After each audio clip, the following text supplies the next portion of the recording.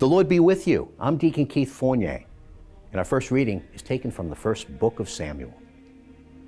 Now the boy Samuel was serving Yahweh in the presence of Eli. In those days, it was rare for Yahweh to speak, and visions were uncommon. One day it happened that Eli was lying down in his room. His eyes were beginning to grow dim. He could no longer see. The lamp of God had not yet gone out, and Samuel was lying in Yahweh's sanctuary, where the ark of God was.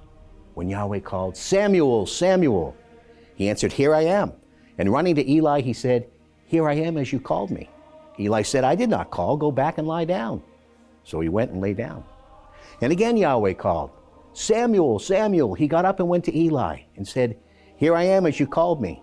He replied, "I did not call, my son. Go back and lie down." As yet, Samuel had no knowledge of Yahweh, and the word of Yahweh had not yet been revealed to him.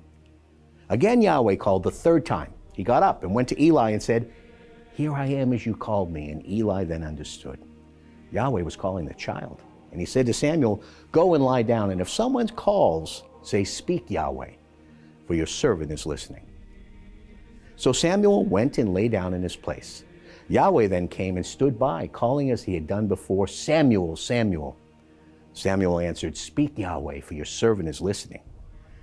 Samuel grew up, and Yahweh was with him, and did not let a single word fall to the ground of all that he had told him.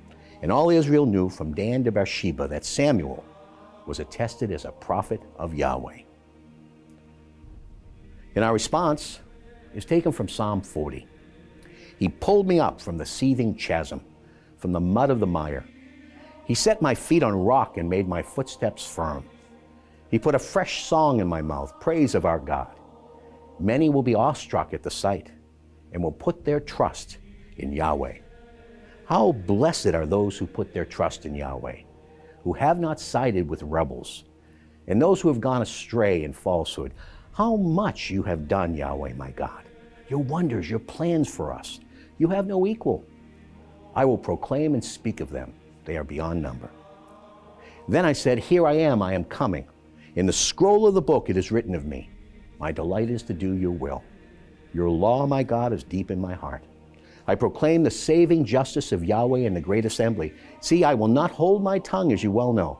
I've not kept your saving justice locked in the depths of my heart, but have spoken of your constancy in saving help.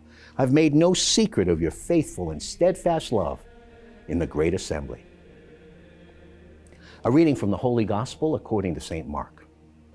And at once on leaving the synagogue, Jesus went with James and John straight to the house of Simon and Andrew.